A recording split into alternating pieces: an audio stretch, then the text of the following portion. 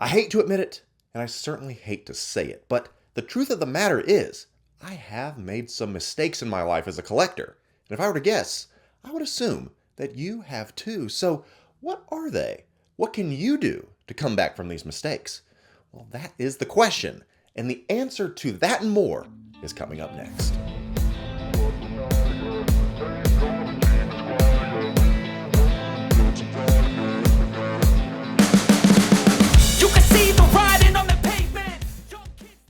One of my favorite lines from The Office is when Michael Scott makes that famous quote saying, "It takes a big man to admit his mistakes, and today, I am that big man." Well, friends and collectors, I am that big man, and today, I'm letting you know the 5 biggest mistakes that I have made as a collector, and how I have come back, or am coming back, from them. And the good news is that if you've made these mistakes, or if you do make these mistakes in the future, you can come back too. And you know what the best part is? These aren't going to be the generic canned responses that you may be thinking, such as overpaying for this figure or missing out on this or that. Nah, I want to give you a reason to watch this video and maybe throw you a curveball or two. So if you've made it this far and you do like this type of content, then why not subscribe to the channel if you haven't already, and get yourself ready to comment and share your thoughts as we go through this list. So let's get to mistake number 1, and that's this: paying for instant gratification. In this fast-paced world, we are always looking for the quickest way to get the most pleasure in our lives. Sometimes, for example, that's going through the drive-thru at McDonald's instead of spending time cooking a nice home-cooked meal. Now, don't get me wrong, I love me some Mickey D's, but 99% of the time, that Mickey D's will send you to the bathroom a lot faster than a well-thought-out home-cooked meal. But I used to say all the time, the most important thing to me when it came to buying my figures from different sellers and retailers was speed. And looking back on it now, that was a huge mistake that wasted a lot of my hard-earned money. And the truth of the matter is that there is a market out there for sellers to take advantage of people wanting instant gratification. And of course, the catch is that you and others are still going to pay for it. I've been vocal about it on this channel and on different live streams that I used to overpay for day one figures from Hong Kong so that I could have them to take pictures of and put on my Instagram before anybody else. If you're making money doing that, then of course, go right ahead, do what's best for you. But not only was I not making any money or even getting the opportunity to be a paid partnership or anything like that, I wasn't even getting the likes, follows, or engagement on any of those new photos. So what exactly was I doing it for? Truthfully, it is simply because I wanted to have it now, and I could.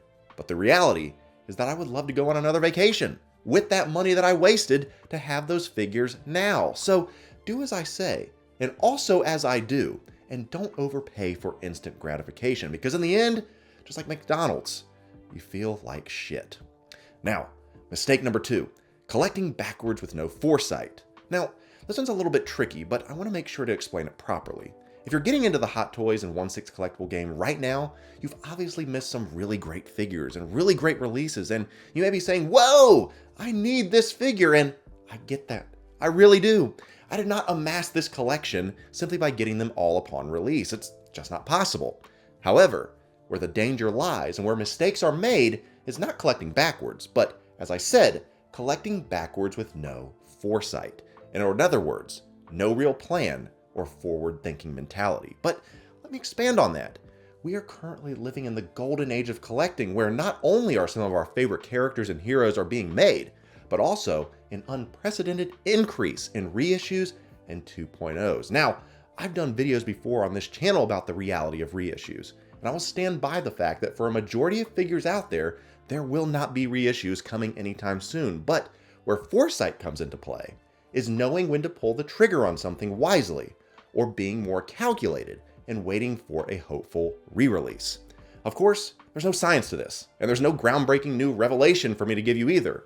But for all the people who held out on buying a Han Solo well over retail, I'm willing to bet some people are pretty happy with the new Return of the Jedi version that was just announced. But let's say you aren't willing to wait for a reissue or a 2.0. How do you navigate the mistake of collecting backwards without foresight?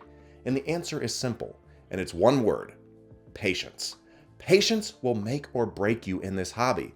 Let's say there's an older figure that you really want to run down. For me, I've been saying it's the DX13 Battle Damage Terminator. Now, there are some knockoffs out there of this figure, but I've decided that I want the genuine article, the Hot Toys version or bust. So I've been looking. Remember, the last point that I just mentioned about instant gratification. I'm having to check myself and make sure that I don't give in to an impulse buy because I want it now. What I've done is I've set up for myself in my mind a price that I'm willing to pay, that I think is fair, and I'm being patient in waiting for the stars to align on that figure. While I'm waiting though, if they end up reissuing or giving us a 2.0 version of that figure, then it looks like I will win regardless, because every single time a new version of a figure is announced, the original figure plummets in value, so that if I want it now, I'll be able to get the original at a better price, or I can wait and get the better figure when it eventually releases as the 2.0. That is collecting backwards with foresight. Win, win, win. Now, mistake number 3, not taking my display space serious. You see, when you first start out collecting, the number one thing that you care about is actually collecting the figures themselves. But what few collectors fail to realize until it's too late is that your display for where you put these lovely pieces is equally as important as your next figure purchase. Now, obviously, collect as you want to collect. Display them as you want to display them, but I cannot emphasize enough how you are doing a disservice to the figure and yourself when you just throw it on a shelf with no thought behind it. My recommendation to you is this: don't put your figures at risk with half-baked shoddy displays. Find a solution that fits your budget, obviously, but also provides safety for the figure and an opportunity to show it off in its full glory. I recommend something with great lighting to be able to show off the fine details of these immaculate head sculpts, the pristine tailoring on some of these costumes, and find something that has a glass or acrylic front to keep the figures from falling out of the display. The options are endless, but whatever display you choose, please, for the love of God, stop buying figures if you don't have room to actually display them. As they say, if the fig don't fit, you better quit, and you better take that to the bank. Now, mistake number 4, selling a figure and instantly regretting it. People always say that if you need to sell something, you can always go and get it again later down the line, but the reality is, it's not always true. Sure, for some of the mass-produced, overhyped figures that are sitting in the bargain bin, you probably can, but then again, those aren't exactly the ones you're selling at the end of the day and regretting, is it? Case in point for me is the Jazz Inc. Vulture. At the time, I only had those glass detofs as my display option, and my Vulture was sitting at the top of them and was poorly lit and not really getting the love that it deserved. So the longer I had it and didn't do anything with it, the more I realized that this may not be the right fit for my collection, so I sold it off.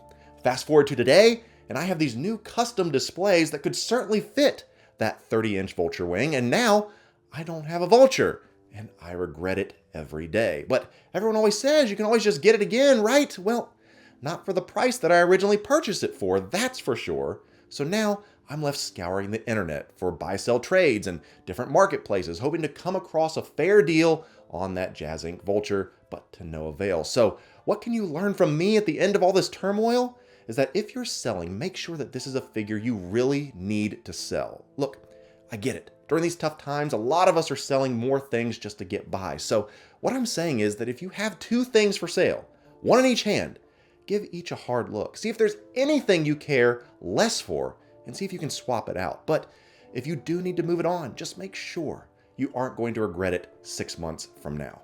And if you do, and things have changed, and you have a little extra cash to go chase it down, as I said above, play the game of patience. Don't overpay if you don't have to. Find the number that you're comfortable with and don't go over. And then, when the moment strikes, be ready. Get your piece that you missed and never let it go again. Fingers crossed for me, and of course, anything that you may be chasing.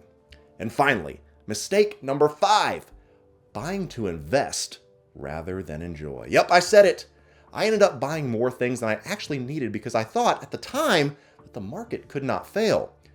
Now, keep in mind, 5-6 years ago, I too was watching YouTube channels and hearing people tell me about how great Hot Toys were and how valuable some of these things were. So I rationalized it all in my mind. I thought, yeah, I do like these figures. I think that they're super cool, so I'm gonna buy them, and if things change, I'll just sell them and get my money back. No harm, no foul. I, like a bunch of you most likely, was sitting there with my COVID money and saying, I have a few extra bucks, might as well get a few companion pieces, and after all, if I don't like them, I can just get my money back. What a foolish notion. Now don't misunderstand me. I was getting things that I wanted and really enjoyed, but I didn't need to have them at that time.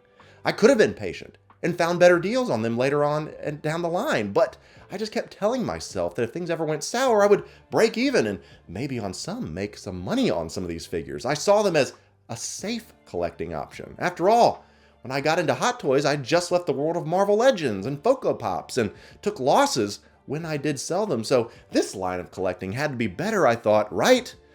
Oh, sweet summer Kiko.